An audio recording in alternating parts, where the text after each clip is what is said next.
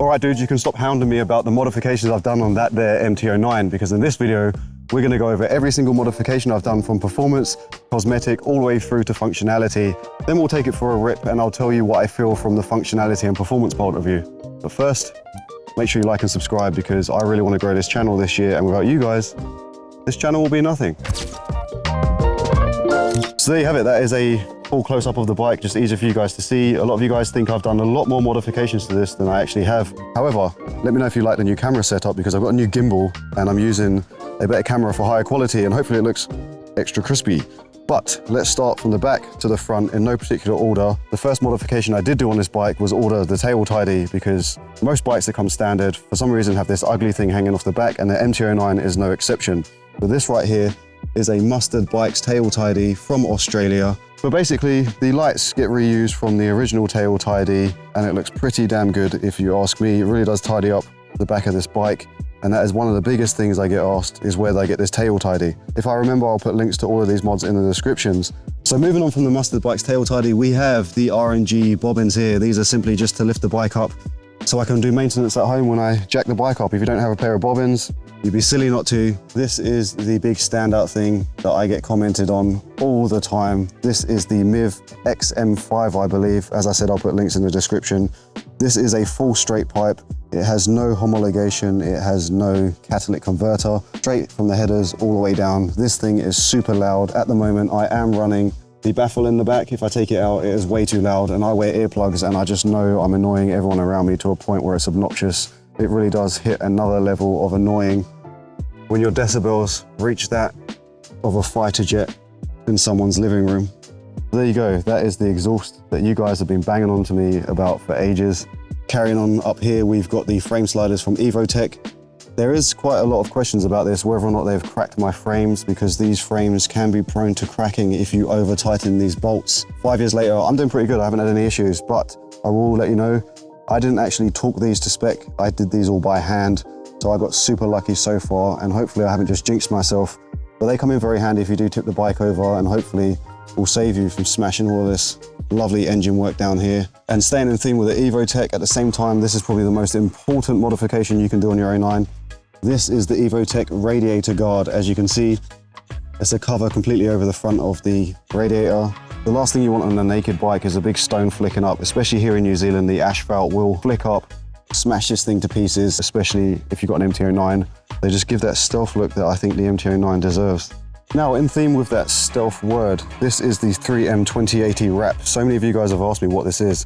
It's not a paint job, it's just a wrap job that I did at home. I actually did a video of me wrapping this. So let's move on to the cheap and chintzy, the AliExpress stuff that a lot of you guys flame people in the comments for. However, I don't blame you, because if you do your whole bike with AliExpress parts, you do tend to ruin it. But if you do what I've done and just slowly sprinkle a couple of bits on there, they actually blend in very well, and people think these parts are a lot more premium than they are. Just like these cheap knockoff mirrors that I got for about 35 New Zealand dollars. These are polarized, as you can see. It's got the blue tint. They do work very well in the sun. Never let me down. They're adjustable, front, back, left, right, and all that stuff. They do work very well, I must say. The only downside is a bit of the paint did come off the back, but this is 5 years of going through all kinds of torrential storms, taking it places I shouldn't have taken it.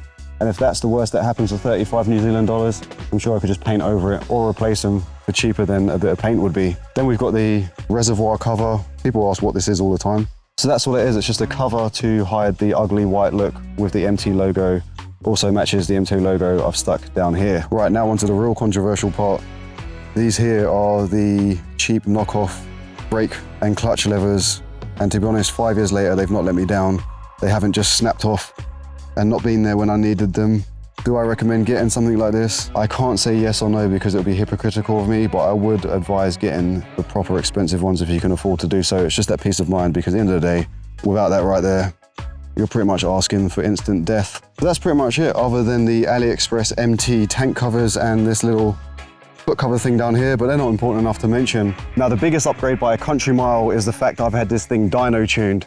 Without a dyno tune, this thing runs pretty average, to be honest, especially in second gear with the emissions. Once it's dyno tuned though, it removes every restriction that it comes from factory. You've got peace of mind that it's running mint with the exhaust. The pops and bangs are insane, and the power is uncorked to a whole nother level. And the only way I can describe it on this hot and humid day isn't by standing here talking to you about it. It's about getting out and taking it for a ride. back in my natural habitat, helmet on, going for a ride. And let me tell you guys, it is so hot and humid today. It might not look it for you, but I am sweltering underneath all of this. So apologies if it sounds like I'm breathing through a Darth Vader mask, but it's kind of impossible to do with this level of humidity and a microphone so close to my mouth. But performance mods, check out how smooth the gear shifts on the quick shifter are on this. Ready?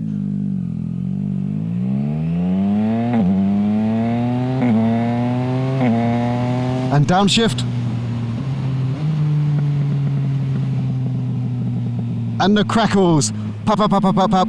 That is, as I said, the single-handedly biggest upgrade. But let's be a bit honest here. Let me just not spend a whole 10 minutes telling you guys about how fun this bike feels, because that's a given. These downshifts are just absolutely butter.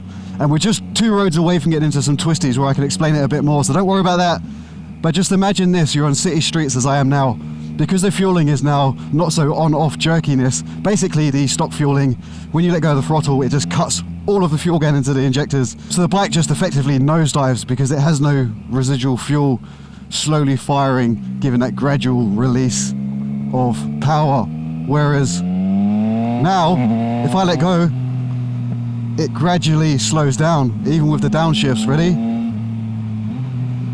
I still get engine braking, but it's a lot more manageable and a lot more predictable.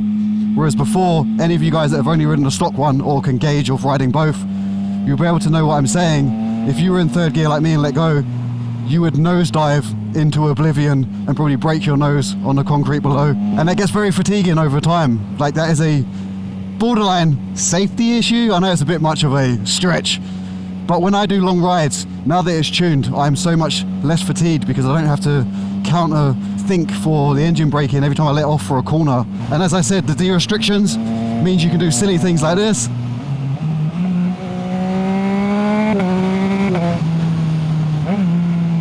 And it just eats it alive so much better than it did from stock. I mean, don't get me wrong, the stock bike will do similar, but I don't know how to describe it. It's like, imagine a chicken burger and then a spicy chicken burger. They're both chicken burgers, but the spicy one definitely leaves a kick and adds that little bit of zing that once you've had it, it's kind of hard to go back to a plain chicken burger unless you have the taste buds of a 5-year-old. Then that analogy doesn't really work well, but insert your own analogy, you get what I'm saying. It just adds that little bit of pizzazz. But moving on from the engine side of things, that's a given. I could spend the whole video talking about that. Look at the cockpit up front. That is why I chose smaller mirrors. These ones are still very practical. I don't know how much you can see from the camera angle, but I can see so much clearer out of these than I expected when I bought them. These polarized glass covers, or whatever they are, the polarized glass, is so nice, especially when living in a bright country when the sun's out. It really does have the anti-glare effect that you need, especially on a bike, so it's very good for safety. And of course the higher end, more expensive models will do just as good. But these are a safety feature that not only cosmetically make the bike look cleaner up front, in my eyes, because the original antlers kind of, I don't know, it kind of kills the look of the naked, angry bike for me. They also add another safety aspect, and I'm never going to be mad at something that can do that. And then that ties on nicely to the brake levers, or levers, however you guys say them, the brake and clutch. Having shorty ones means I can use 1 or 2 fingers a lot easier than with the stock ones.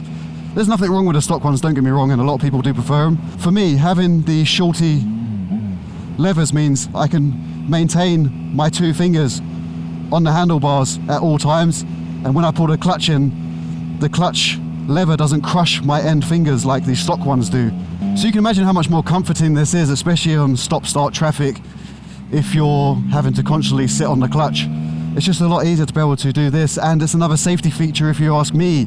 My argument for that is that, as I said, you always maintain connection with the handlebar, so there's none of that accidental foregrip clutch idea and you slip off and fly off the handle, because with a bike with this much torque, if you're not very experienced or you just have a bit of a brain fog day, it's very easy to do. I've done it. Now, I'm not saying that these are all completely safety aspected mods. It just so happens to me, coincidentally, when I think about these things, they might add an extra 5, maybe 10% to the safety of the MT-09.